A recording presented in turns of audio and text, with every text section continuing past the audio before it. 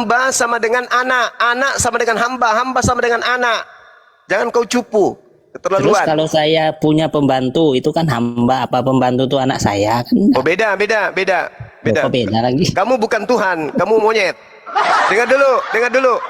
Di dalam Yohanes 3 nomor 16, yang mana yang mau dipercaya menurut Tuhan? Yesus atau pengarang Bible?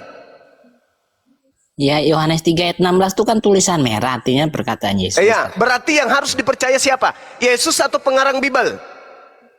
Yesus. Yesus berkata di dalam Yohanes 11:42, aku tahu bahwa engkau selalu mendengarkan aku, tetapi karena orang banyak yang berdiri di sini mengenai aku mengatakannya agar mereka percaya bahwa engkaulah yang telah mengutus aku. Yesus mau dipercaya sebagai utusan atau mau dipercaya sebagai Tuhan? Itu konteksnya Yesus berdoa gitu. Mulai ngaco kan? Itu konteksnya. Makanya nggak ada Kristen itu yang berakal sehat, nggak ada. Kristen itu semuanya error. Kekuatan daya fikir, kekuatan daya akal Kristen ketika membahas tentang agamanya 0,2% saja. Apapun titelnya, mau profesor, mau kompresor, mau kontributor, mau kontraktor, semua otaknya cuma 0,2% yang berfungsi kalau berbicara mengenai kekristenan. Pahami itu. Yang mengatakan apa? Siapa? Bang Suma yang mengatakan itu. Oke? Sampaikan kepada seluruh Kristen. Orang Kristen menurut Bang Suma ketika berbicara mengenai kekristenan, otak yang berfungsi cuma 0,2%.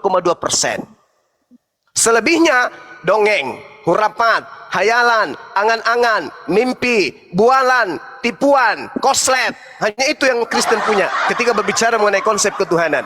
Anda membawa Yohanes 3 nomor 16. Begitu besar kasih pencipta alam semesta akan dunia ini, sehingga ia menganugerahkan anaknya kemudian, hambanya, untuk mengajarkan kebenaran itu seperti apa. Makanya Yesus mengatakan hidup kekal itu Anda bisa peroleh dengan catatan mengasihi, mengenal Tuhanku satu-satunya Tuhan yang betul, dan mengenal diriku sebagai utusannya.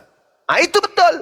Tapi apa yang terjadi terhadap Kristen? Yang saya minta dalilnya, mana dalilnya jaminan keselamatan bahwa siapa yang menyembah makhluk padang gurun dia masuk ke surga? Mana dalilnya? Apa yang ada tunjukkan? Yohanes 3 nomor 16. Enggak nyambung. Ya karena cuma otaknya nggak nyambung. Biar dikasih tahu. Yang saya minta jaminan Yesus makhluk padang gurun ini kepada Karisteng penganut agama penjajah ini, bahwa siapa yang menyembahku menuhankan makhluk padang gurun bernama Yesus masuk surga. Mana perkataan Yesus seperti itu ada? Nah itu sudah nyata. Itu ayat 16. Mana?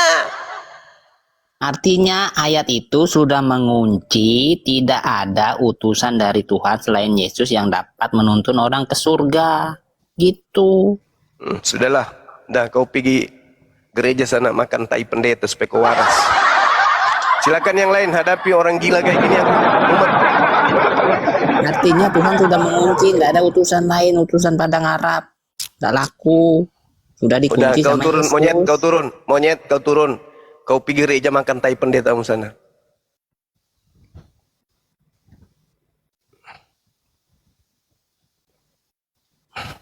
Mending kita nyanyi daripada berdebat dengan orang tulul bahlul. Habiskan energi. Pasien selanjutnya naik. Pusing, saya juga ngedengerinnya pusing. Dibilang manusia bukan, dibilang kambing juga bukan. Heran saya. Berarti dia mah Bang Juma surganya di YouTube. Oh, itu dia. Itu Bible-nya di YouTube. Terus surganya di YouTube. Dibilang orang bukan, dibilang monyet juga kagak. Domba gurunda, domba. Apalagi domba.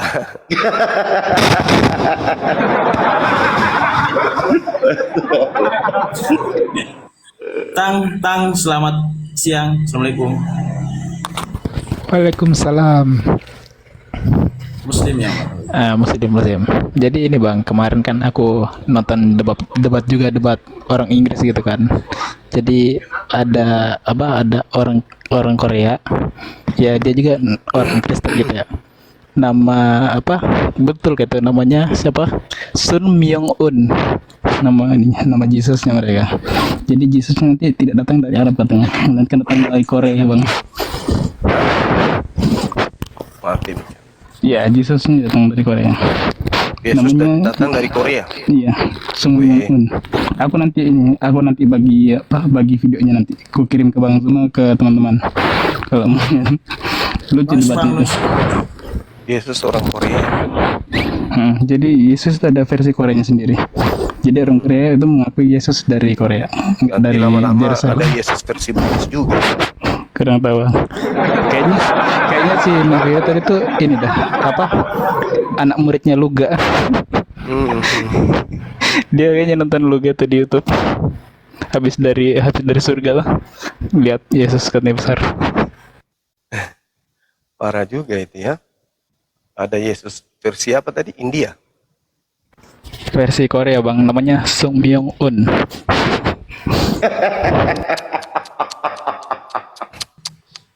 Kira-kira kalau dia dari India, Sanjay Dutt. Aduh. Kalau dari Cina, Seng Gokong. Kan. Kalau dari Indonesia, Sang Kuriang. Hati-hati Guru, nanti muncul nanti versi dari Makassar, bagaimana itu Guru? Nah itu ya, Sang Kule.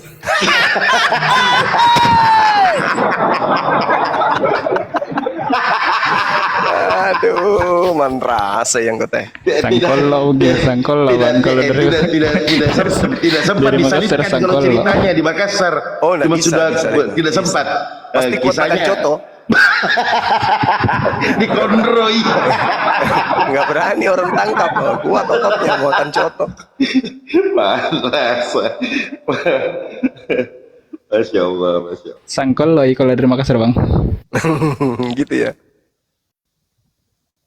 Oke bang, izin turun lagi bang. Gue nyampein itu bang. Iya, terima kasih. Ya, pasien selanjutnya silakan ajukan permintaan.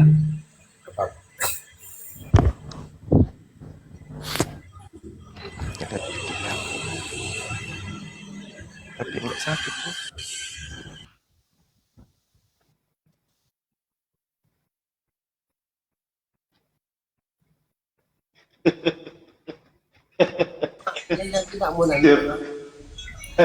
Assalamualaikum. Waalaikumsalam warahmatullahi wabarakatuh. Nah, salam kenal semuanya. Iya, salam kenal. Ya, ada yang mau disampaikan, Bang?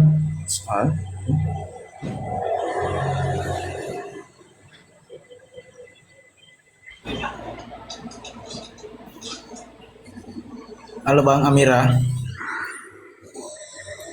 Ini Enggak kuat dia. Enggak kuat.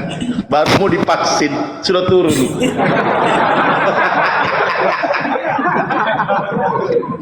Baru mau diperiksa tensinya.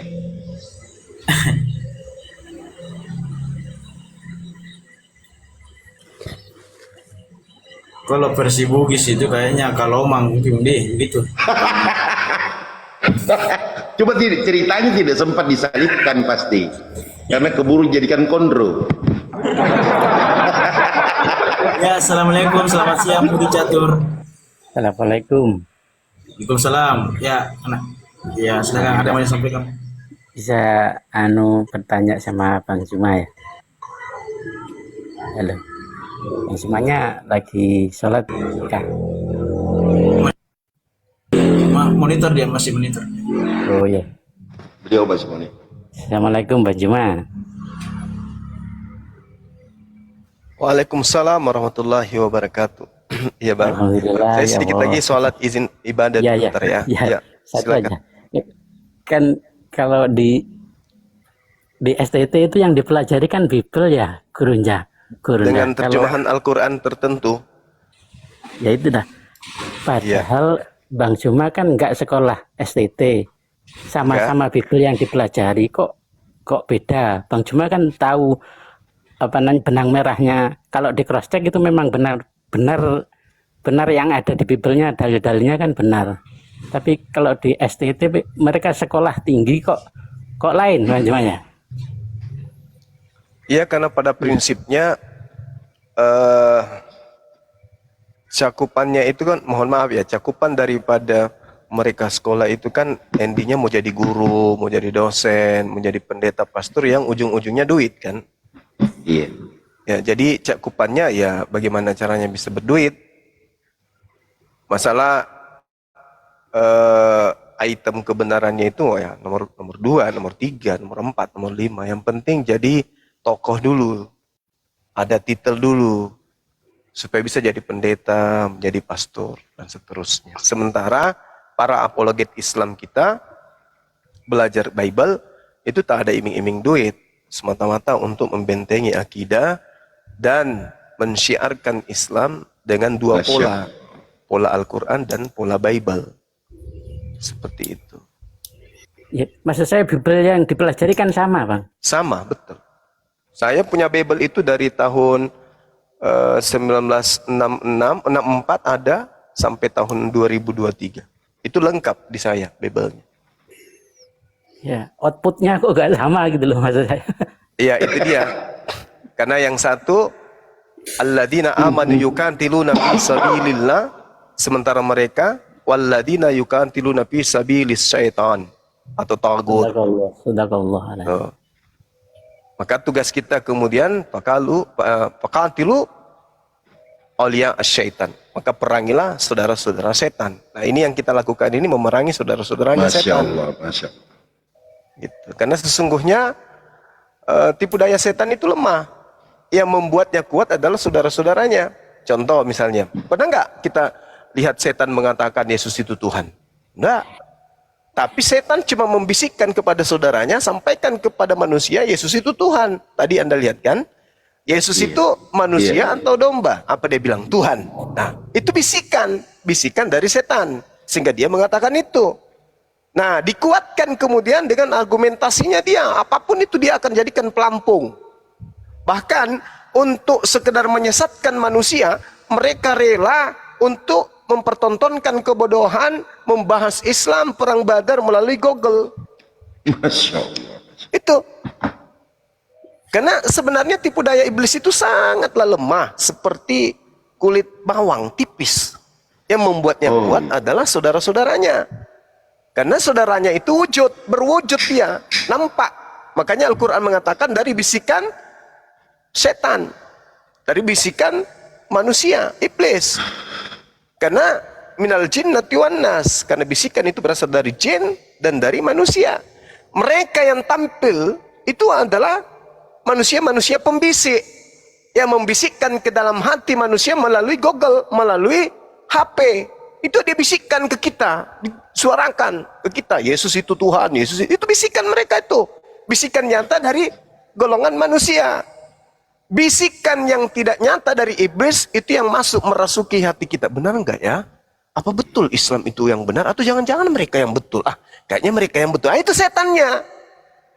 Diperkuat saudaranya yang mengatakan Yesus itu adalah Tuhan. Nah, itu saudaranya tuh. Makanya Al-Quran punya kaidah.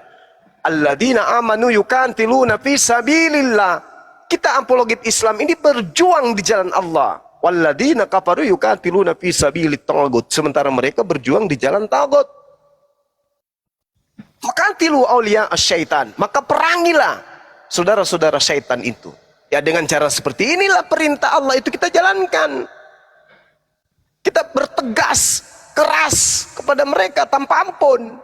Supaya mereka itu tersadarkan. Karena kalau cuma dilembutin, ya itu sudah mendapatkan tanda-tanda hidayah. Artinya mereka tidak lagi menghujat, mereka tidak lagi menista, mereka tidak lagi menjadikan Google itu untuk menyerang-nyerang Islam. Nah, tapi kalau dia menyerang Islam, illalladzina zalamu minhum, kecuali terhadap orang yang zalim di antara mereka, wajib. Seibarat kita meluruskan besi yang bengkok, harus kita tempah dengan keras. Gitu. Kalau kita tinggal diam aja, lalu untuk apa? Surah Al-Kafirun diwahyukan. Qul ya ayyuhal kafirun. Itu perintahnya. Kalau ini dibacakan di Al-Quran, siapa yang mau mendengarkan? Tidak ada orang kafir di masjid. Maka kita harus gaungkan. Woi orang kafir, laknatullah alaih. Yang kau sembah itu bukan Tuhan. Yang kau sembah itu adalah makhluk kurun. Maka kita harus menyeru. Kita harus menyeru sehikmat mungkin. Hikmat itu bukan berlemah lembut aja, tidak. Hikmat itu artinya keras juga. Bahkan mengangkat pedang juga itu hikmat. Jangan disalahartikan hikmat itu.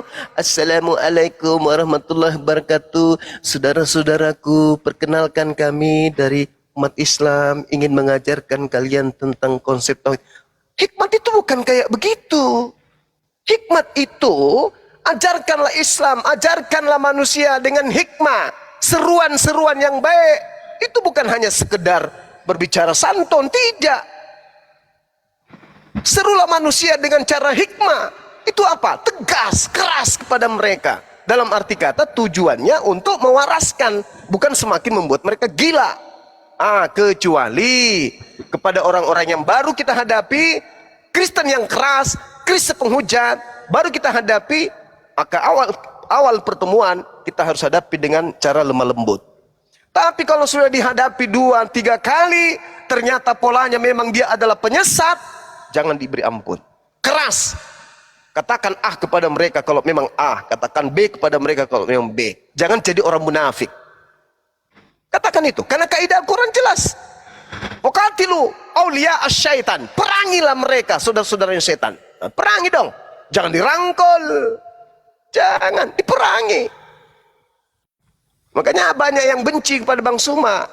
Ya mungkin karena tidak memahami secara menyeluruh konsep hikmat yang sebenarnya itu seperti itu. Bahkan sampai Rasulullah angkat pedang. Kenapa? Ya hikmah dong. Cuman kita di sini bukan perang PC. Kita perang logika, perang akal, perang ilmu.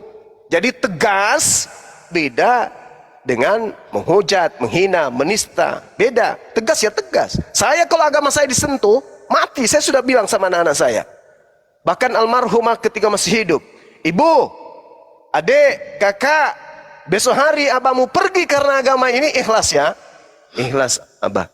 Udah. Apalagi? Ya nggak perlu ditakutkan. Besok hari abahmu meninggal karena agama, ikhlaskan. Jangan ragu tentang itu. Emang bisa, Abah? Bisa. Kenapa tidak? Yang kita hadapi ini gorila. Bisa jadi. Orang abahmu datang jalan besok mana-mana di door, bisa jadi. Kenapa tidak? Itu kemungkinan besar itu bisa terjadi. Segala-galanya bisa terjadi. Beberapa saat yang lalu aja saya diancam, ingin didatangin, ingin dipenggal ini, biasanya itu terjadi. Tapi apakah yang kayak gini bisa menghentikan kita? Oh, orang sini bilang sorry lah, tidak mungkin itu bisa menghalangi saya. Mustahil itu bisa terjadi selama nyawa masih di kandung badan. Kenapa perintahnya? Faqatilu awliya setan, perangi. Berarti ini medan perang. Yes. Perang akidah namanya. Perang logika namanya. Perang retorika namanya. Perang agama dalam bentuk retorika, dalam bentuk logika, dalam bentuk mantik, dalam bentuk narasi. Itu baru betul. Bukan perang di lapangan, angkat pedang, tidak. Tapi perang logika. Kebenaran itu harus dikupas. Makanya Al-Quran mengatakan ikra. Baca. Baca. Nah, alhamdulillah teman-teman. Ya keadaan ini menghantarkan kita pada kondisi. Ada yang membenci, ada yang suka, ada yang ya kayak gitu-gitulah. Ada yang diam, ada yang ada aksi dan seterusnya. Maafkan saya. Saya mungkin dari berbagai macam disiplin ilmu dari teman-teman apologet Islam, ya salah satunya saya yang keras terhadap para penghujat. Maafkan saya untuk itu. Saya nggak ada lemah lembut pada monyet-monyet yang suka menghina Allah, menghina Al-Quran. Masya Allah. Maafkan. Saya tidak akan membelakangi kalian.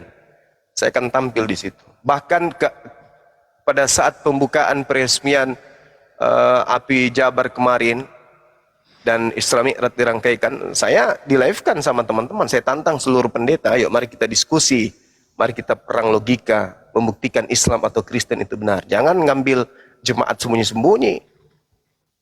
Begitu sahabat-sahabat ya. Jadi kalau mereka STT, saya non STT, tapi kita bisa baku adu. Kan gitu ya. Maaf kalau saya agak keras. Silakan dilanjut. Saya izin ibadah di sini zuhur. Insya Allah 10 sampai 15 menit kita kembali bersama. Kasih ya.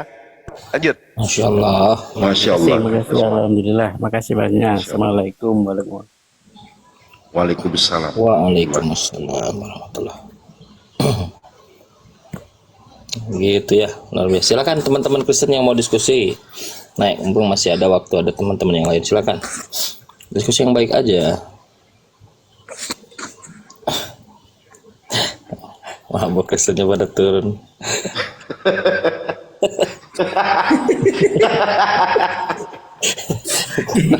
Gini, Aku bilang gini. memang sama King Richard tadi, pegangan King Richard ya. Kalau ada kancan itu.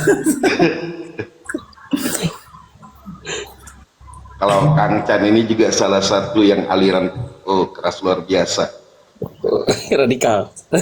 Enggak radikal, tadi sebenarnya aja yang dijelaskan oleh guru kita. Jadi Harus mengakal. bukan radikal, tapi tegas dan keras. Keras dalam artian tidak ada tawaran ataupun pemahaman-pemahaman lain selain dari Al-Quran dan hadis. Radikal itu akar katanya akar gitu. Akar. Jadi kalau ngomong kalau diskusi harus dari yang primer, yang akar, supaya tahu dia benar enggak apa yang diutarakan, yang dinarasikan. Kalau tidak dari akar ya akhirnya kan penipuan lagi kan. Yesus tidak pernah mengatakan dirinya Tuhan, tidak mengapainya Tuhan. Bahkan yang mengatakan Yesus Tuhan atau itu kan orang jahat, kata Yesus, berdasarkan akar dari dalil yang ada di dalam Bible. Akarnya begitu. Tapi karena mereka tidak mau masuk ke akar, Ya udah, akarnya diracun aja udah. Nah, itu dia. Diracun aja akarnya kan. Akarnya diracun. Cuman saya berbeda dengan Guru Zuma tadi. Kalau Guru Zuma itu menggunakan 0,2%, itu terlalu baik itu. Masih 0,2%. Pengalaman saya menunjukkan akumulasi cuma 0,1%. Masih ada dikit-dikit. Guru Zuma masih baik, masih kasih 0,2%. Kamu domba atau manusia? Jawab Tuhan. Harusnya 0,0% itu. Iya. Itu dikasih 0,2% sama Guru Zuma. Gimana? Assalamualaikum warahmatullahi wabarakatuh. Waalaikumsalam warahmatullahi wabarakatuh. Dilanjut. Masya Allah. Si Napiri ini host lihat lah, yang kayak Napiri kenapa juga naik host? Itu sudah bukan lagi sindrom tapi sudah akut, tinggal dicabut. Iya, itu nggak bisa lagi tercerahkan tapi tinggal dikubur sebenarnya itu.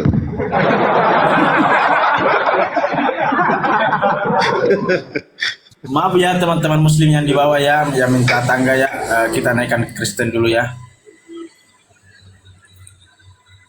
Itu juga di pojok. Sejak kapan Yesus naik haji? Beneran kata Yesus. Mana mau di sini naik nih? Ada Bang Juma, ada Kang Chan di sini pakarnya, apalagi ada Bang Anci ya, jagoannya untuk korek-korek Bible mereka. Enggak, yang sebenarnya mau ditanya Yesus naik haji berapa kali? Nah itu dia. Ya walaupun ada juga mereka pasti bakal sangkal. Itu dia. Iya. Lalu yang jadi pertanyaannya apa itu di Mazmur kalau terkait Ka'bah itu, kan begitu. Aku enggak, ini tadi si Napiri mau minum kopi aku enggak jadi ketumpah lagi. Iya. Ya silakan buat teman-teman Kristen ya, biar ada diskusinya berjalan gitu kan ya. Silakan mau yang mau diskusi ya, paparkan literasi, bawa akal sehat, bawa data ya. Yang lagi bingung cari Tuhan atau pura-pura bingung buat orang-orang yang beriman dalam kekristenan atau pura-pura beriman, silakan ya ajukan multi request. Di sini ada 2 kursi kosong buat teman Kristen ya. Silakan. Iya. Tadi ini loh temanya yang bikin ngeri, bilang kok Kristen bilang anti Tuhan. Itu loh tadi itu Bang.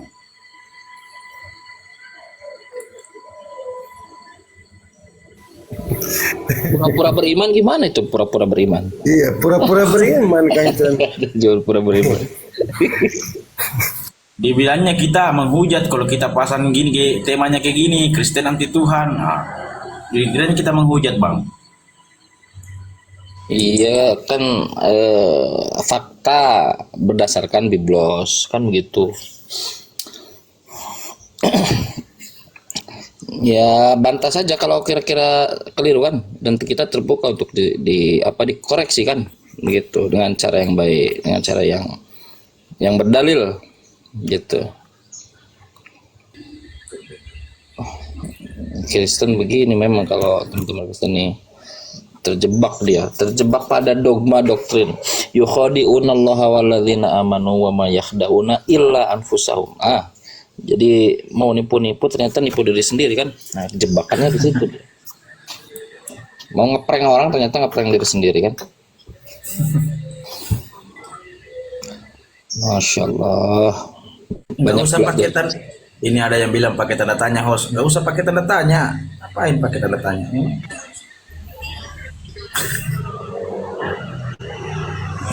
Masya Allah. Ilmunya Buranda Zuma luar biasa. Bentar tapi mantap. Iya. Kenapa teman-teman ke sana, yuk diskusi yuk. Santai, diskusi santai di atas.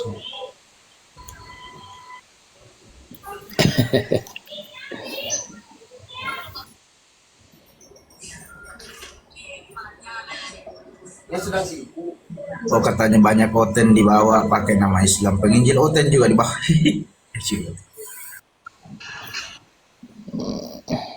Kenapa? Apa mantau-mantau atau apa? Naik aja diskusi. Mantau dia. Itu sang pemburu naik aja Bang Buru. Nggak apa-apa kok diskusi. Kenapa harus ada di belakang layar? Kenapa harus jadi bayang-bayang? Kalau kebenaran kenapa nggak diutarakan langsung? Ayo. Kenapa harus ada cover? Kenapa harus bersemai ada di dalam kegelapan? Kenapa? Ayo, kalau terang.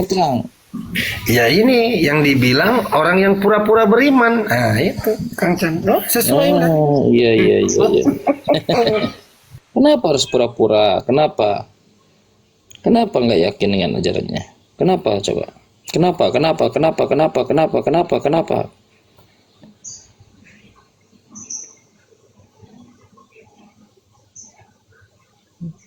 Inilah dia. Sense-nya itu kalau benar maju. Nah, itu benar maju. Sebesar apapun yang dihadapi rintangan, kalau benar ya maju kan gitu ya. Betul nggak? Kecuali ada yang salah. Itu common sense, itu umum itu. Tapi kalau tahu di dalamnya ada kesalahan, jangankan menghadapi yang benar, muncul ke permukaan pun susah. Harus ngumpet-ngumpet. Gimana ceritanya? Bibelnya ngumpet-ngumpet pakai diksi agama orang. Terus syiarnya ngumpet-ngumpet dengan semua properti, harta dan lain-lain, dengan semua dogma doktrin.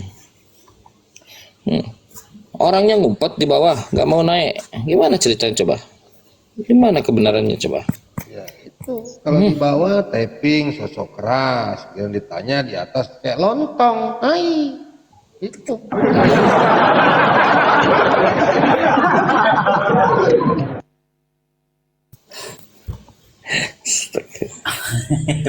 Promosi. Assalamualaikum warahmatullahi wabarakatuh. Bang Kaisar. Silakan Bang Kaisar Nero ya. Promosi dulu silakan. Assalamualaikum Waalaikumsalam warahmatullahi wabarakatuh. Waalaikumsalam. Panggillah. Selamat malam semua guru-guru yang terhormat. Iya. Malam Bang. Iya, malam ya. Saya pagi di sini. Saya masih pagi di sini, masih jam. Panggil lah. Ya, saya di Kongo. Ya. Nah, beliau ini bisa manggil Oten dia. Beliau nyalakan lilinnya, diputar-putar. Silakan akhir. Iya, nggak ada yang hoten ya. Kemana ini semua saudara-saudara terkasih ya? Untuk teman-teman viewer yang di bawah yang sangat baik ataupun pura-pura baik, serta manusia yang beriman juga manusia yang masih mencari keimanan. Saya Kaisar Nero Claudius, Ketua Dewan Pimpinan Cabang Pewarta Bukit Golkota. Kencangkan tap-tap layarnya buat ya, Biar kuat dan anti report, dan jangan lupa follow akun host narasumber di atas. Sekali lagi saya ingatkan untuk narasumber Tritung Oten penyembah knalpot Mio, menuhankan kardus Indomie, pro setan penyembah pelak Pajero, mengimani om botak Farisi. Kalau naik komal, diskusi bawa otak dan akal, akademis dan duduk manis. Untuk saudara-saudara terkasih yang mau naik, jangan tantrum, kesurupan, serangan jantung, dan gangguan kejiwaan. Harap diskusi dengan dasar pengetahuan dicatat, menggunakan dalil dan data. Paparkan dengan baik narasi, literasi, kolerasi, komparasi. Tidak menggunakan diksi asumsi, logika pelisi, potongan terasi, kontrasepsi, cecokologi, apalagi geoblokologi. Ya, narasumber di atas di sini memberi dedikasi. Viewer penonton mendapatkan edukasi. Diskusi tanpa pakai urat, tanpa hujan menghujat, tanpa ajaran sesat. Inspiratif, tidak mengenal kontradiktif, dan pastinya bukan provokatif. Selamat datang di kebenaran bagi yang menerima, dan selamat bingung buat kalian yang masih kebingungan 2 jam sebelum kiamat. Sekian, terima gaji, stay tune. Ya. Mbak Anita, selamat siang. Assalamualaikum. Waalaikumsalam. Saya bingung itu tadi kenapa terasi dibawa-bawa ya? Hah? Itu yang barusan bawa terasi. Mbak, Muslim atau Kristen, Mbak? Alhamdulillah saya Muslim, Bang. Oh iya, ada yang mau disampaikan, Bang? Enggak, saya mau dengar dulu aja yang pada ngomong itu. Kristen itu Tuhan apa itu? Kristen anti Tuhan. Hah? Mbak Muslim ya? Iya, kenapa itu Kristen anti Tuhan itu? Emang nggak mau punya Tuhan mereka? Mbaknya marah bagaimana ini, Mbak? Mereka yang benar.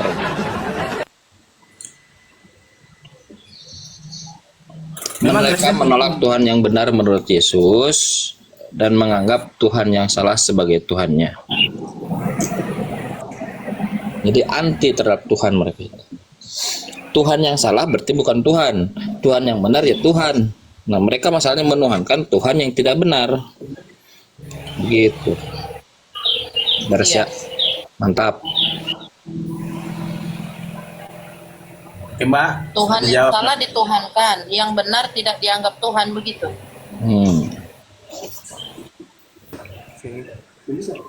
Sahabat. Kue selamat siang. Assalamualaikum.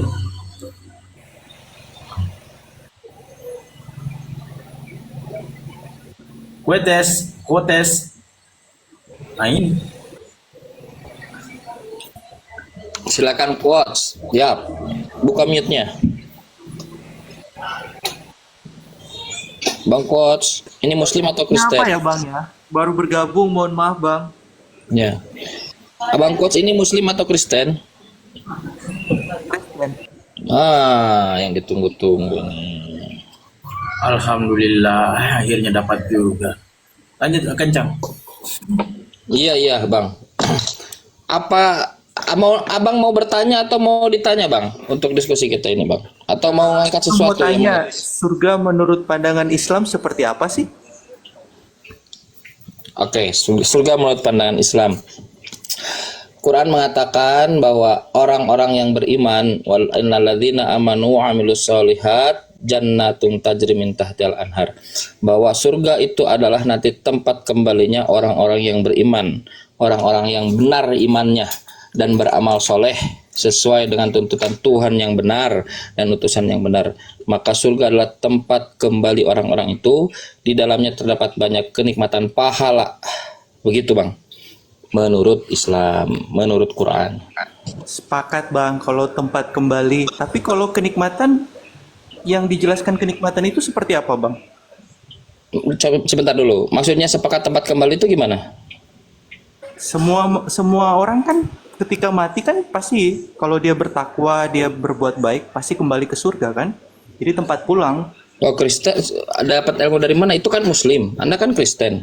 Kok bisa Anda berkesimpulan seperti itu? Kan bukannya Kristen itu kalau semakin beriman terhadap kekristenan, semakin dia tidak masuk surga, semakin masuk neraka kan? Kata siapa Bang? Matius 7:21-23. Mana? Matius pasal 7 nomor 21 23. Apa di situ dibilang, Bang? Orang Kristen tidak akan masuk kerajaan Allah. Masuk neraka dia, diusir oleh Yesus. Terjemahannya salah itu, Bang. Nah, yang benar yang mana? Ada tulisan seperti itu. Coba lagi. Ada. Kitabnya, Bang. Salah itu. Terjemahannya Coba, salah. yang benar yang mana? Orang Kristen akan masuk neraka. Yang benar itu. Izin Mbak Nita ya, izin dulu ya. Izin Mbak Nita, di bawah dulu ya Mbak Nita ya, Muslim ya. Saya mau kasih satu slot dulu buat Kristen ya. Oke, turunin saya Bang, Maaf ya. turunin Bang. Ya maaf ya. Makasih Bang. Ya, makasih Assalamualaikum Bang. warahmatullahi wabarakatuh. Emang Matius 7:21 bicara siapa, Bang? Penasaran saya kok Bang membantah Bible sendiri.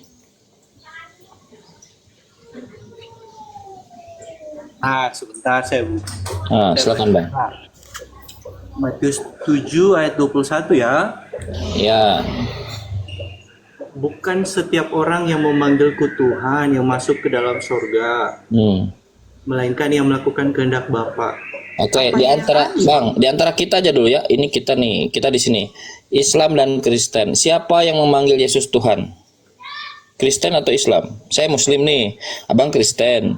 Nah, di antara saya dan Abang, atau tambah Yahudi lah karena Yesus orang Yahudi. Antara Yahudi, saya Muslim dan Abang Kristen, siapa di antara kita yang memanggil Yesus yang berseru kepada Yesus Tuhan? Kristen, Bang. Bener lah. Bahwa Kristen tidak akan masuk kerajaan surga. Kalau tidak masuk kerajaan surga apa? Makanya konteks itu harus ditafsir dengan yang benar, Bang. Kalau Abang bilang itu ya salah. Coba tafsirkan coba. Itu tafsirannya itu bukan orang yang cuma bisa tahu sebut Tuhan, Tuhan, Tuhan, tapi tidak melakukan kehendak Tuhan. Contohnya, apa saya kehendak? cuma bisa bilang, saya Kristen atau Islam KTP, tapi tidak pernah lakukan apa yang Tuhan bilang. Ya, gimana kita mau masuk surga? Coba baca ayatnya yang benar, Bang. Kita mulai dari membaca dalilnya dengan benar dulu. Silakan baca. Nah, kita baca ya. Bukan setiap orang yang memanggilku Tuhan yang akan masuk ke dalam surga, melainkan dia yang melakukan kehendak Bapakku yang di surga. Oke, apa kehendak Bapa yang di surga, Bang? Kehendak Bapa yang di surga? Seperti Tuhan. Mana? Kehendak Bapa yang di surga apa? Ya, Abang lihat sendiri kan banyak itu kehendak Bapa di surga. Apa? Contohnya ya, menuruti Yesus. Benar. Bapa mengatakan, inilah anakku yang kukasihi, kepadanya lah aku benar berkenan, dengarkanlah Yesus. Betul kan? Betul. Sekarang, di mana Yesus mengajarkan bahwa dirinya itu adalah Tuhan, yang harus diseru Tuhan dan harus disembah. Silakan coba di mana? Banyak loh, Bang. Bagus lah. Satu aja dulu kasih. Ya, saya buka kitab. Abang tahu nggak cerita tentang Thomas? Nah, itu Thomas bilang, ya Tuhanku dan Allahku. Waktu dia nggak percaya kalau itu Yesus itu bangkit. Itu satu bukti loh, Bang. Jadi ketika Yesus dia dicucuk-cucuk lambungnya itu, dia Tuhan gitu. Nah, iyalah. Jadi ketika Yesus mengatakan ini daging, ini tulang, itu Tuhan punya daging, punya tulang. Ya. Tuhan punya daging, punya tulang. Punya. Betul. Siapa yang harus saya percaya? Anda yang mengatakan Tuhan punya daging, punya tulang, bisa diraba, bisa dilihat. Sebentar, kan kita standarnya tadi Bapak mengatakan dengarkanlah Yesus. Sekarang siapa yang harus saya percaya? Apakah Anda yang mengatakan Tuhan itu punya daging, punya tulang, bisa diraba, bisa dicucuk-cucuk, ataukah Yesus yang mengatakan rupanya tidak bisa dilihat, suaranya pun tidak pernah kamu dengar? Siapa yang harus saya dengarkan? Anda atau Yesus? Abang harus paham. Yesus itu adalah gambaran Allah yang menjadi manusia. Pertanyaan saya, ketika Anda tidak ingin diusir dari kerajaan Allah di Matius 7:21, yang tidak diusir yang menghendaki kehendak Bapa berkehendak dengarkanlah Yesus. Sekarang dalam kasus ini, ketika Anda mengatakan Tuhan itu punya daging, punya tulang dan bisa dilihat dan bisa dicucuk-cucuk, tapi Yesus mengatakan rupanya tidak bisa dilihat, suaranya tidak bisa dengar, siapa yang saya harus dengarkan? Bang Quotes atau Yesus? Nah gini, Abang salah konsep.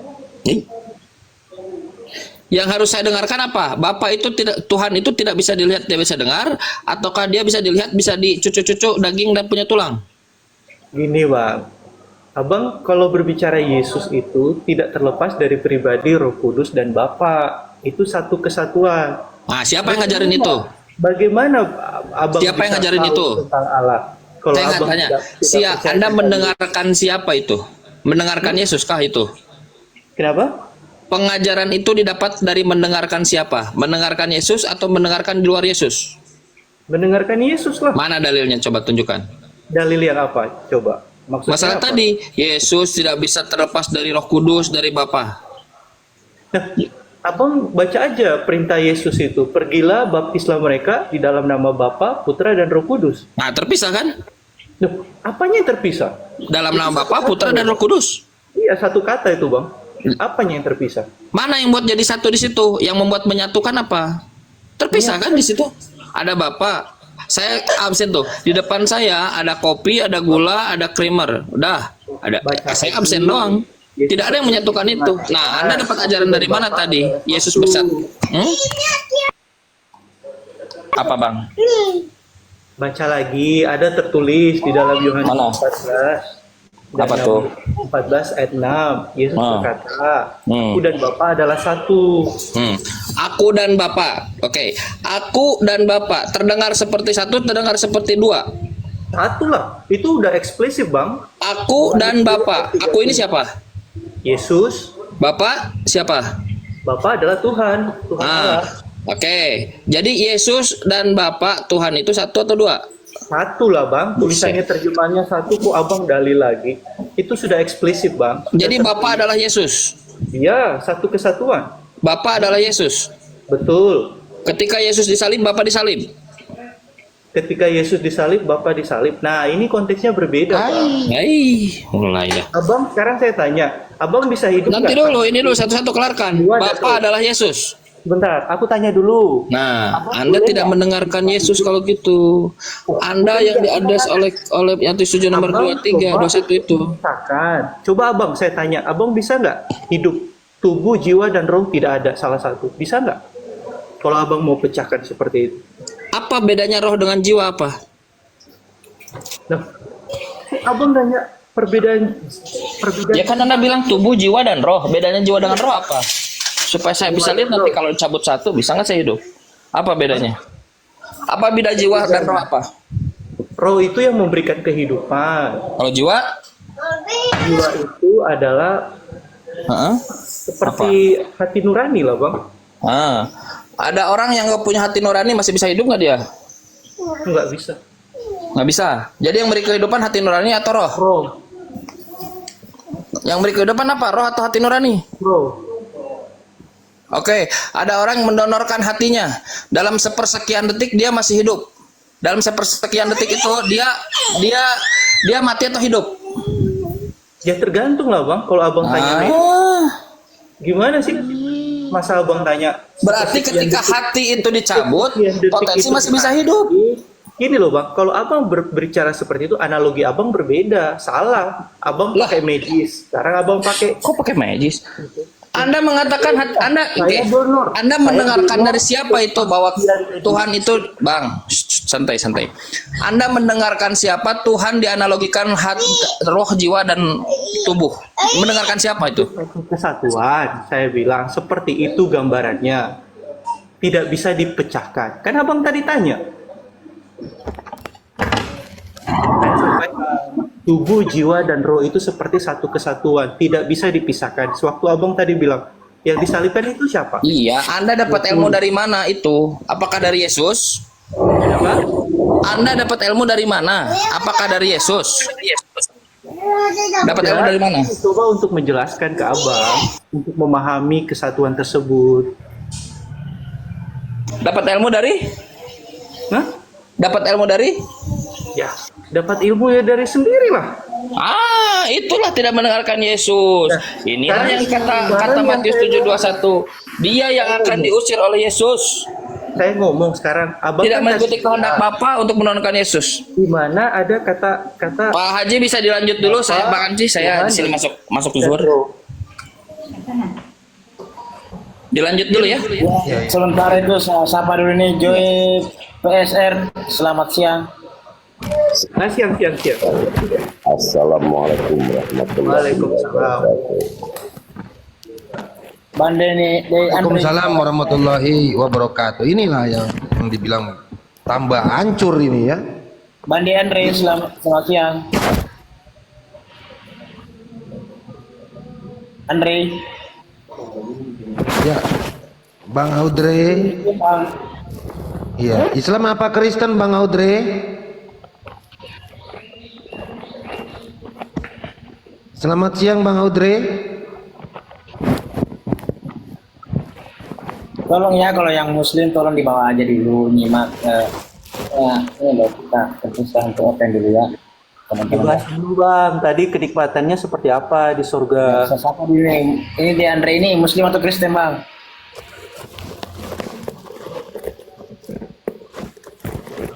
Siapa dulu host? De Audrey ini Islam apa Kristen coba? Iya, Islam atau Kristen Bang Dew?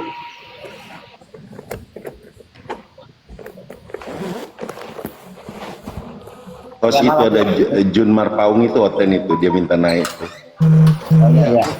Mungkin Audrey diturunkan aja ya karena nggak ada pergerakan.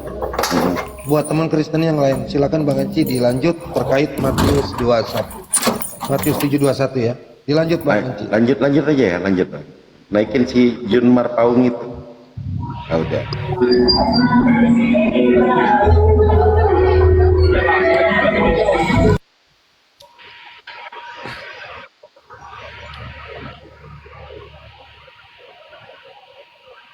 Ini Gurunda sudah monitor kayaknya. Sudah monitor. Ya, Gurunda, monitor Gurunda, silakan Gurunda terkait Matius 7:21. Silakan Gurunda. Ya, mohon izin teman-teman. Siap Gurunda. Matius 7 itu pengusiran Yesus terhadap orang-orang yang mengagetkan dirinya. Yesus kaget. Loh, kok bisa ada yang kayak gini? Kan gitu ya kan? Aku waktu di Yerusalem, penginjilan 3 tahun, nggak ada manusia cupu-cupu kayak gini-gini.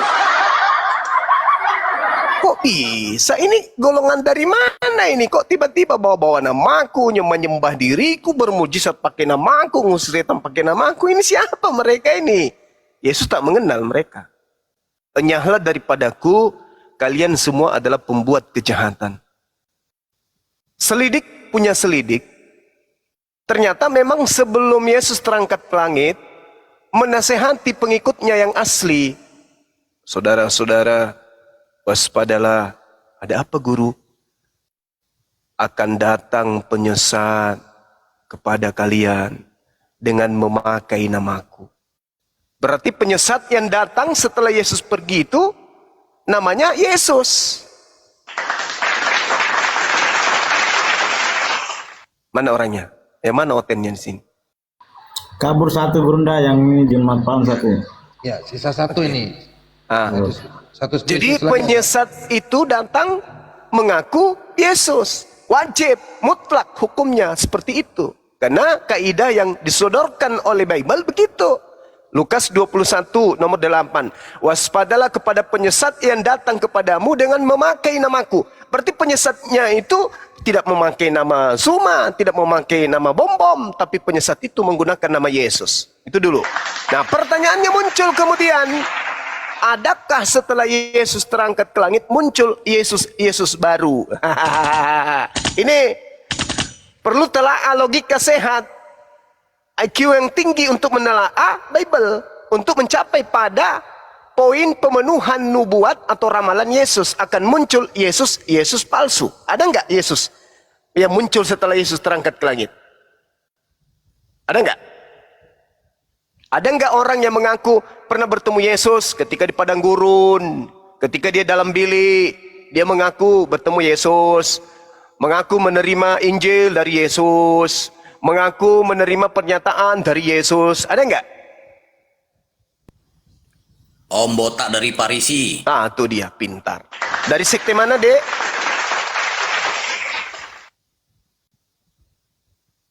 Sekte Lucifer. Eksklusif.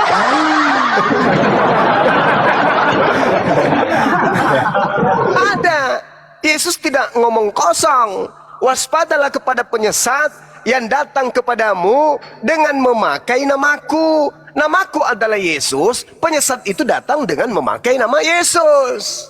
Pernah nggak ada makhluk datang, makhluk gaib atau makhluk halus ngaku-ngaku Yesus? Akulah Yesus yang kau aniaya. Pernah nggak ada kayak gitu? Pernah nggak? Hoi, pernah nggak? John Marpaung, silakan dijawab. Ya. Kalau nggak mau jawab, di bawah aja lah, tap-tap layarnya nggak berguna, di atas juga ai. Pernah ada makhluk yang mengaku Yesus. Akulah Yesus dari tunas Daud, sang bintang timur. Nah, dia sudah perkenalkan dirinya bintang timur. Sedangkan di kitabnya orang Yahudi yang bergelar bintang fajar atau bintang matahari atau bintang apapun itu, yang jelas bintang timur, bintang fajar itu sama. Siapa dia? Halal bin Zakar.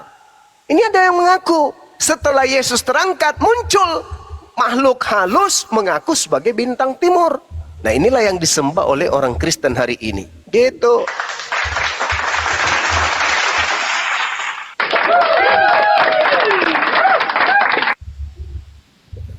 Jadi nubuat Yesus itu betul.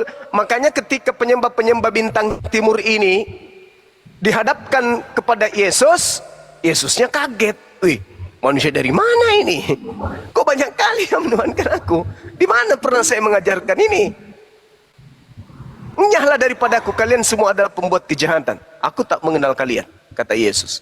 Siapa mereka ini? Siapa kalian itu? Kalian adalah penyembah-penyembah bintang timur yang ngaku Yesus, yang adalah penggenapan dari apa yang Yesus katakan, waspadalah kepada penyesat yang membawa namaku, yang memakai namaku dan berkata akulah dia. Nah tuh, jelas itu Lukas 21 nomor 8.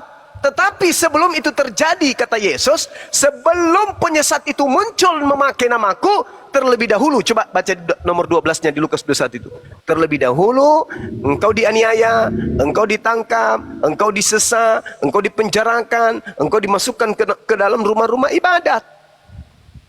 Apakah itu terjadi kepada murid Yesus? Terjadi. Setelah penganiayaan terhadap murid Yesus, barulah muncul nabi-nabi palsu. Aku bertemu dengan makhluk halus mengaku Yesus di padang gurun. Jadilah dia rasul setelah itu. Makanya dalam Matius 12 nomor 38 sampai 40, di situ jelas kata Yesus, angkatan jahat minta sebuah tanda dan tidak akan diberikan satu tanda apapun kecuali bangkit pada hari ketiga. Nah, itu dia.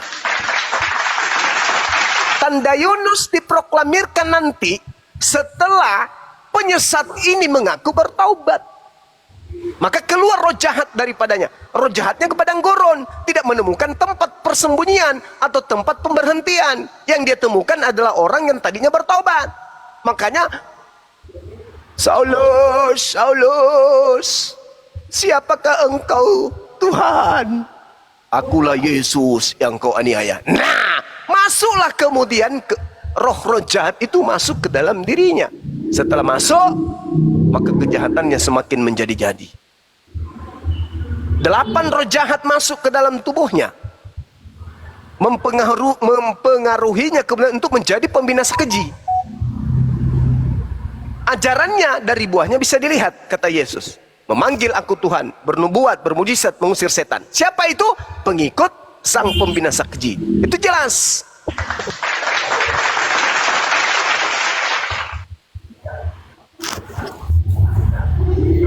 Gitu ya. Siap.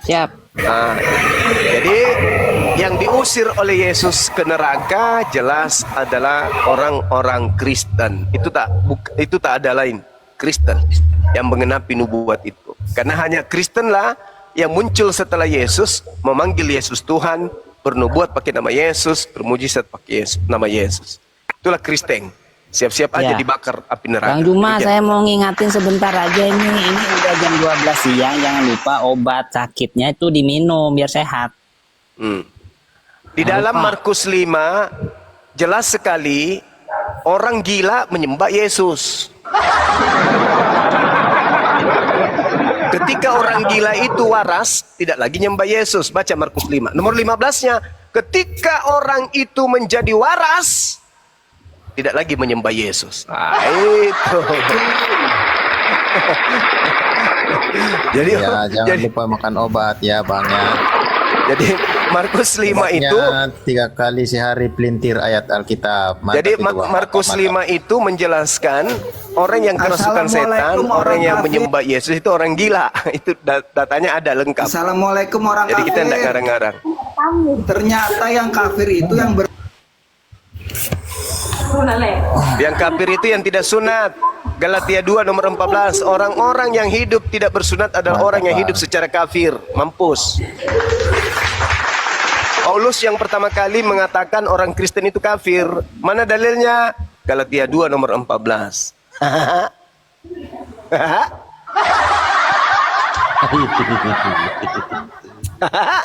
Jepeng kan? Paulus sendiri yang mengatakan orang-orang yang hidup tidak bersunat adalah orang-orang yang hidup secara kafir. Galatia 2 nomor 14.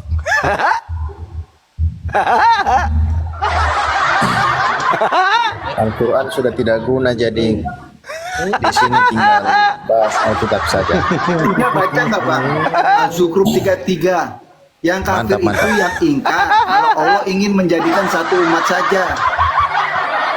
Allah ingin menjadikan satu umat saja. Terlalu banyak. Allah menghendaki menjadikan satu umat saja tuh. Hud 118, Al-Maidah 48, Rum atau di At-Taubah tuh ada tuh. Sekarang begini, Yang mengingkari. gantian bicara, gantian ngomong, gantian. Jangan kebanyakan makan plastik, jadi otak merusak. Matius 5 nomor 20, Yesus berkata, jika hidup keagamaanmu tidak lebih baik dari ahli Taurat, kau tidak akan masuk ke dalam surga. Apakah Kristen hidup keagamaannya lebih baik dari ahli Taurat? Jawab dulu. Apakah Kristen hidup keagamaannya lebih baik dari ahli Taurat? Dengan melakukan kebaikan, apakah kau diselamatkan? Jawab dulu. Jawab dulu dong. Hidup keagamaan harus lebih baik dari ahli Taurat baru bisa masuk surga, kata Yesus. Apakah agama Kristen lebih baik hidup keagamaannya daripada ahli Taurat? Lebih baik dong Bang. Kita kan Oke, baik. Tuhan di dalam Kejadian 17 nomor 14 memerintahkan membunuh orang yang tidak bersunat karena melanggar perintah Tuhan. Nah, takaran hidup keagamaan yang lebih baik harus berpatok pada firman Tuhan, betul? Betul. Nah, mana yang dilakukan perintah Tuhan oleh orang Kristen jangan bersunat? Tunjukkan ke saya. Bang, itu kan Sunat segala itu janji. ketentuan yang sudah berlalu. Al-Hijr 13. Jangan nangis dong. Jangan nangis. Jangan nangis. Kembali kepada nasihat Yesus. Jika hidup keagamaanmu tidak lebih baik dari ahli Taurat, jangan pernah bermimpi masuk surga. Itu kata Yesus. Tunggu. Jika hidup keberagamaanmu tidak lebih baik dari ahli Taurat, kau tidak akan masuk ke dalam surga. Apakah Kristen lebih baik dari hidupnya ahli Taurat terhadap keagamaan? Anda mengatakan lebih baik Kristen. Coba kasih bukti kepada saya. Ketika Tuhan mengajarkan bunuh orang yang tidak bersunat, Kristen kenapa tidak bersunat? Coba. Host, kasih saya moderator, host. Telah kafir lah. Ngomong sendiri kan. Putra Maryam adalah Allah. Ngomong sendiri. Diam dulu Juma. Mending diturunkan, suruh ke gereja, jilat pantat pendeta, itu lebih bagus daripada menyesatkan manusia. Siapa yang keluar kalah, siapa yang nurunkan kalah, takut. Oke, hidup keberagamaan itu kata Yesus harus lebih baik dari ahli Taurat. Kata Yesus dalam Matius 23 nomor 2 nomor 3, jangan kau ikuti orang Farisi dan ahli Taurat, Sebab mereka cuma berteori, tidak mempraktekkan hukum Taurat. Berarti hidup lebih baik harus mempraktekkan hukum Taurat. Kristen mempraktekkan hukum Taurat kagak? Kagak. Berarti menurut Yesus, Matius 5 nomor 20, Kristen penghuni neraka. Dah selesai. Itu kata Yesus loh, bukan kata saya. Kata Jangan lagi gue bilang saya penghujat nanti. Kamu hujat kau ini, kurekam kau ini. Oh, aku takut. Rekam kau ini, dia tahu kau. Oh, aku takut direkam samamu. Perkataan orang kita masuk neraka. Yes, saya buktikan. Matius 5 nomor 20. Jika hidup keagamaanmu tidak lebih baik dari ahli Taurat, kamu tidak akan masuk ke dalam surga. Kalau Kristen hidup keagamaannya tidak lebih baik dari ahli Taurat, tempatnya di mana? Kalau bukan di surga. Tanya, jawab. Jawab. Hoi. Hoi. Hoi. Hoi. Kalau Kristen tidak lebih baik hidup keagamaannya dari ahli Taurat, dia tidak di surga. Lalu kemana? Kemana? Kalau bukan ke surga. Hei, ingus itu apa kali suaramu nggak bagus? Ingus itu Makan obatmu itu Bang Suma. Hei, kalau tidak ke surga lalu kemana Karisteng ini, pemakan babi ini? Kemana? Hei. Ingus itu apa kali? Parah. Yesus berkata dalam Matius 23 nomor 22, nomor 2 nomor 3. Apa kata Yesus pada muridnya? Jangan kau ikuti ahli Taurat dan orang-orang Farisi, sebab mereka hanya menteorikan Taurat, tidak mempraktekkan. Nah sekarang apakah orang Kristen mempraktekkan Taurat? Jawab. Hukum Taurat sudah digenapi oleh Tuhan Yesus. Coba. Dia datang kedua Coba kali. lihat. Coba lihat. Berarti ente neraka. Mau apa lagi? Neraka. Kristen itu neraka. Kata Yesus, jangan kau mengikuti ahli Taurat dan orang Farisi, sebab mereka cuma menteorikan Taurat tapi mereka tidak mempraktekkan. Iya, masalahnya orang Farisi itu kau tahu siapa?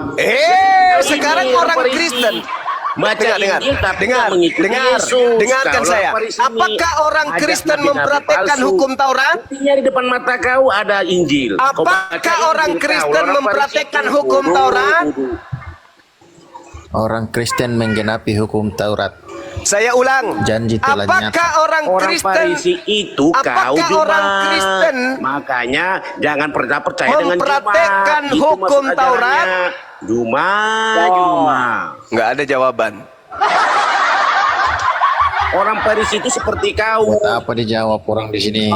Dipraktekkan. Congor aja nggak jelas. Saya ulang lagi. Pelintir ayat. Sekali lagi. Cuma inilah tipe-tipe orang nabi palsu dan saja orang tidak dimengerti. Saya ulang lagi. Tapi nggak mengikuti Yesus Kristus. Teman-teman Islam, tujuan saya bukan mereka orang-orang cupu yang tak berakal ini.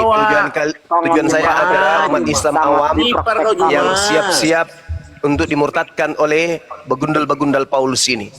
Pertanyaan saya dengarkan. Apakah Kristen mempraktekkan Taurat? Jawab. Nulingus kau tuh lengket kau ngomong. Apa? Suara hidung kau cuma. Buang nulingus kau tuh lengket hidung kau di ingus hidung kau tuh. Suara hidung. Gak ada jawaban. Apa katanya? Nah, kau ke gereja jilat pantat pendeta, mudah-mudahan kau bisa waras.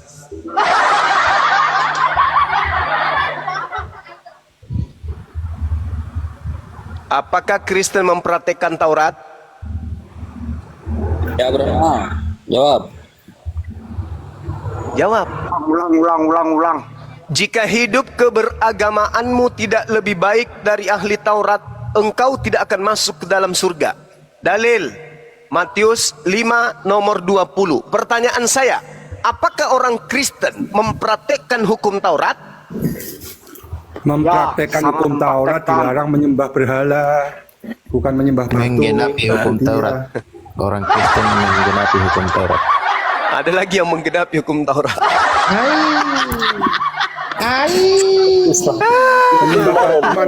Yesus tidak mengatakan hidup kekal itu menggenapi Taurat. Yang dikatakan Yesus, jika hidup keagamaanmu tidak lebih baik dari ahli Taurat, kamu tidak masuk surga. Bukan menggenapi yang Yesus katakan. Lebih baik dari ahli Taurat, kamu tidak akan masuk surga kalau tidak lebih baik. Nah, Kristen lebih baik. Kristen Mengenapi menyempurnakan kan lebih baik. Kristen ada nggak mempraktikkan hukum Taurat? Tidak menyembah berhala. Tapi menyembah manusia. Manusianya adalah Tuhan. Tidak ada orang Manusia kau tolak, batu kau sembah. Koslet. Gimana sih manusia kau tolak, batu kau sembah? Aduh, yang mengatakan orang Kristen Koslet. yang menyembah manusia itu hanya orang Islam saja. Jadi Yesus bukan manusia. Yesus 100% manusia, 100% Tuhan. Di mana ceritanya tuh? Di mana ceritanya 100% manusia. manusia masih ada 1%-nya kucing? Bukan. Gimana caranya? Berinkarnasi jadi batu ya. Yesus itu Allah Berinkarnasi dan jadi manusia, bukan jadi batu. Ya. Yesus Mana yang kau pilih, itu Allah Al-Quran dan atau hadis? manusia. Ya, mana yang kau pilih? Ayo. Yesus itu manusia atau kucing? Jawab. Kau mendustakan Al-Quran. Yesus itu manusia atau kucing? Jawab dulu dong.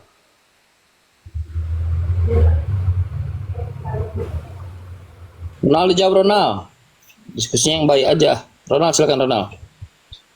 Yesus itu Allah dan manusia. Mati ya. Kalau Allah sendiri manusia enggak? Allah dan manusia, bukan manusia. Di mana dalilnya Allah itu manusia? Di mana? Tidak ada. Kristen ini memang tidak Kristen orang kalau nggak gila dulu. Mengambil hakikat manusia. Pahami dulu itu Bang. Kau diam. Nggak ada itu Tuhannya para nabi manusia, nggak ada. Hanya Kristen agama Barat ini yang gila-gila. Islam Indonesia ini aku nerabung hal-hal yang tepat ini. Semua ini. Kenapa Bang? Hatimu sakit Bang? Pinter. Kamu sakit hati Bang? Yesus mengatakan, jika hidup keagamaanmu tidak lebih baik dari ahli Taurat, kamu tidak akan masuk ke dalam surga. Apakah Kristen hidup keagamaannya lebih baik dari ahli Taurat?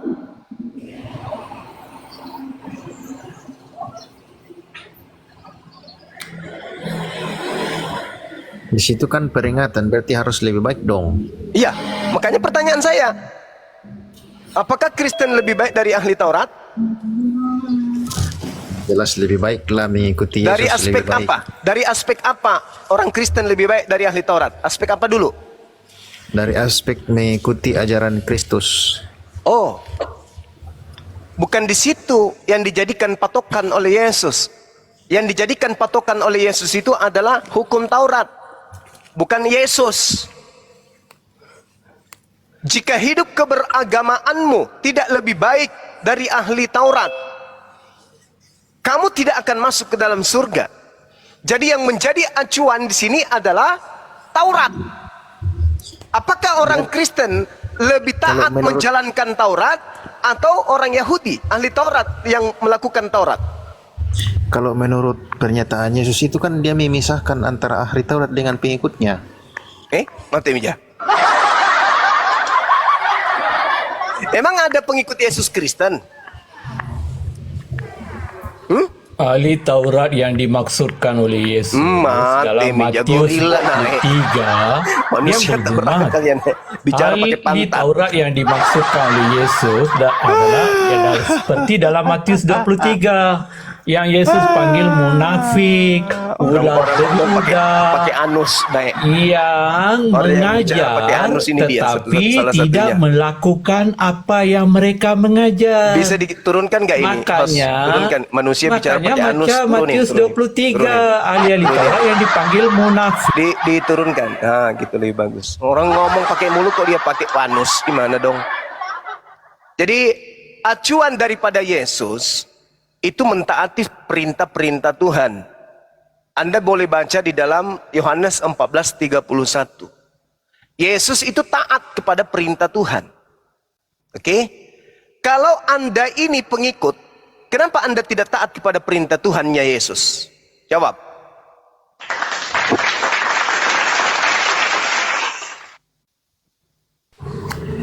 Apakah perkataan Yesus bertentangan dengan perkataan Allah? Mati meja. Kenapa sih kalau diskusi itu nggak pakai otak? Kenapa ya? Kenapa nggak pakai otak, Bang? Pakai otak sekali-kali Kalau apa? kami mengikuti ajaran Kristus, apa masalahnya? Mana ajaran Kristus yang kamu ikuti? Tunjukkan satu aja. Yang mana tuh? Mana? Tunjukkan ke saya. Mana ajaran Yesus yang kau ajarkan, yang kau ikuti? Satu aja. Mana? Banyak, semua itu. Mana? Satu aja. Sebutkan. Satu. Hah? Apa? Apa? Mengasihi musuh. Hah?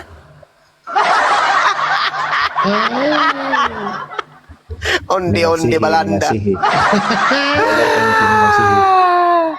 Udah, kamu ke gereja. Kau gereja, buka celana pendeta, jilat anusnya. Mudah-mudahan kau bisa sehat.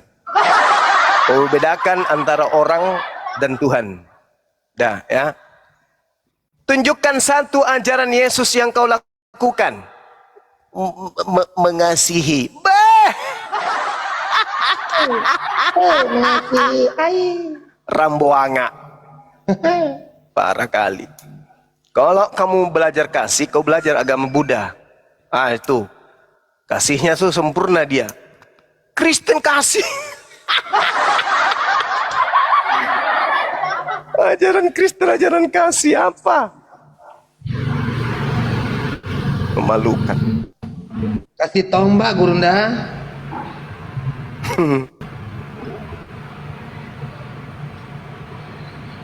Pak User. Selamat siang, User.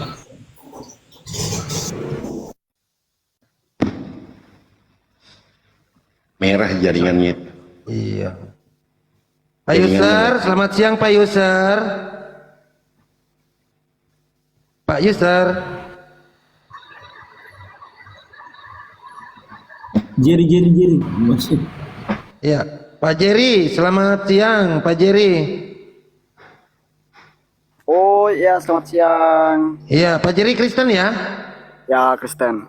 Iya, dilanjut, Gurunda. Ya, silakan Bang.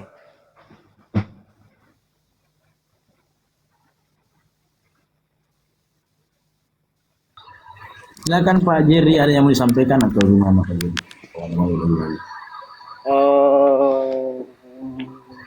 Saya? Ya, mau bertanya sama Gurunda gitu. Mau ditanya atau mau ditanya? Bertanya ini. Atau mungkin dia mau langsung syahadat kali. Ini teman-teman besok ini yang kusuruh ke pendeta ke gereja ini diperhatikan betul nggak besok ya?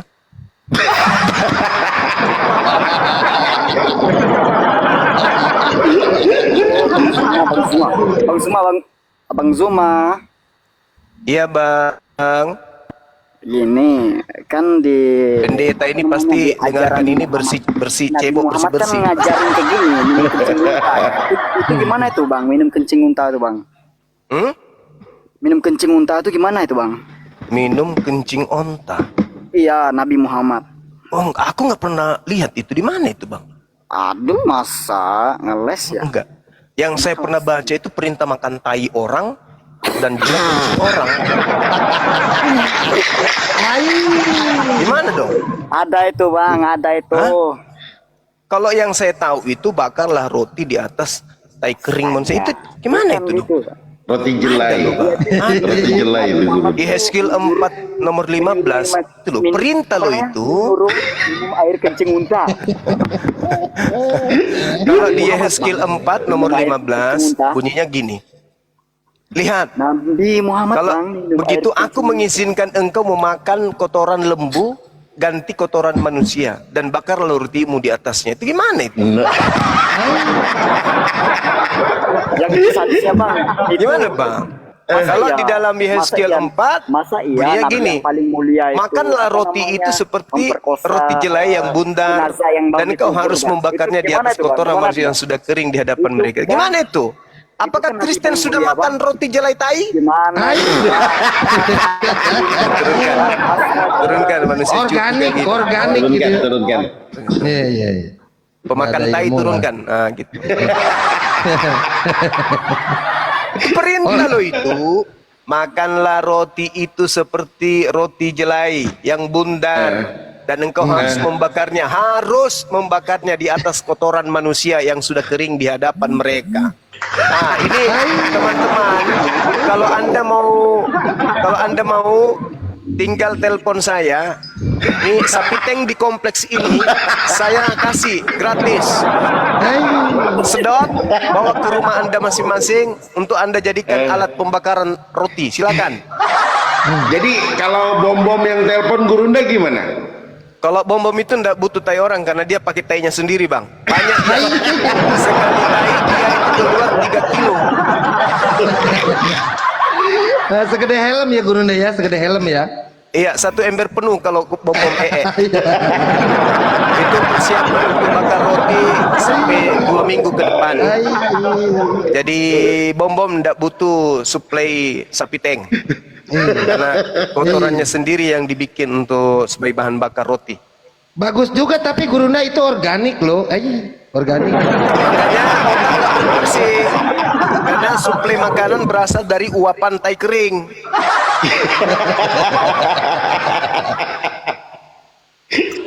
Astagfirullah. Gurunda Zuma dan ikhwah sekalian, saya izin undur dulu ya. Karena mungkin Bang. Iya, Kang. Iya, makasih. Semoga Gurunda Zuma dan yang lain sehat selalu.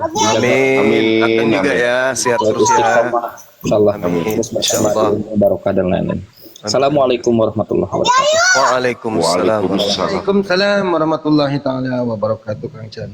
Ya, pasien selanjutnya Ucal. Assalamualaikum, selamat siang. Assalamualaikum warahmatullahi wabarakatuh. Waalaikumsalam warahmatullahi taala wabarakatuh. Ya.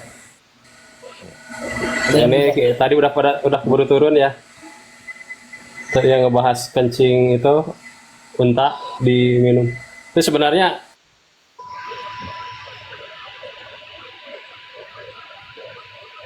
Ya, lanjut Bang.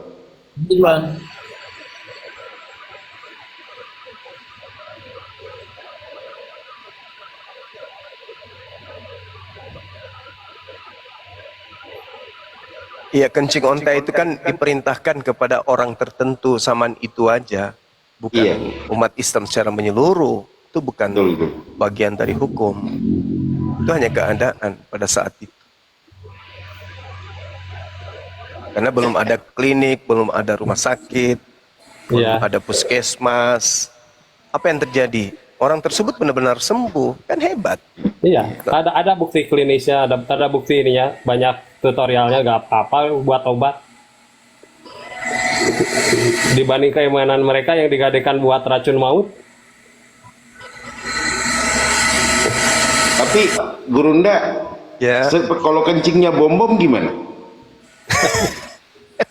udah mau muak muntah aku nanti.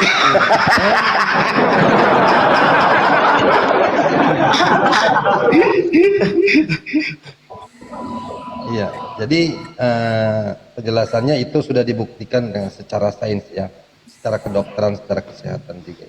Ya, udah ada bukti hasil kedokterannya, rilis kliniknya ada. Ya, kalau nggak salah itu harus dicampur dengan susu ya. Ya, dicampur susu murni dari unta itu. Ya, silakan buat teman-teman Kristen yang berilmu sedikit. Kalau roti yang dibakar di Jelai Tai sudah ada pembuktiannya enggak?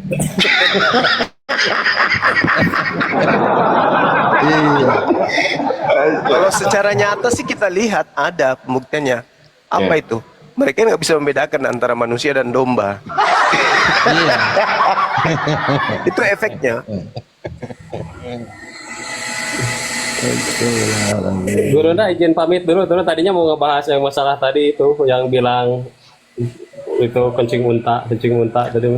Kalau yang kayak gitu Bang nggak usah dilayani Bang. Nggak usah itu bukan kita nggak tahu, nggak usah dilayani.